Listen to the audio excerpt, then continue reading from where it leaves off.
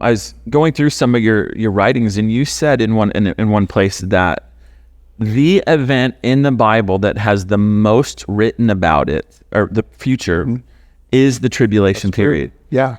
More than anything else. Right. And when it comes to the future, it's the tribulation period. Right. And so why do you think that would be? Yeah, so you have major sections like, Isaiah 13, Isaiah 24, time of distress of Jeremiah 30. So there ends up being, there's many more passages like in Zechariah, Zephaniah, and others. I mean, the book of Revelation chapter 6 through 19:11 is basically the tribulation period.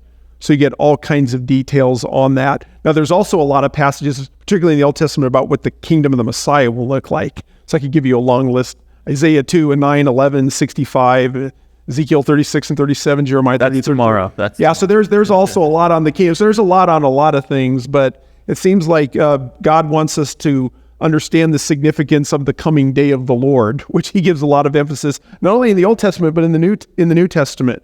1 Thessalonians 5 is about the day of the Lord. 2 Thessalonians 2, 1 and 2 is about the day of the Lord. Revelation 6 through 18 is about the day of the Lord. So that is dealing with God's wrath upon an unbelieving world and is bringing Israel back to himself with salvation and restoration. So I don't know if I have all the explanations on the why of it, but obviously that's God wants that aspect to be known, which also goes to show us that a lot of people are running away from prophecy and end times and eschatology, but there's so much in both testaments. I mean, if you're going to ignore prophetic events to come, including the day of the Lord, you're just ignoring huge sections of Scripture.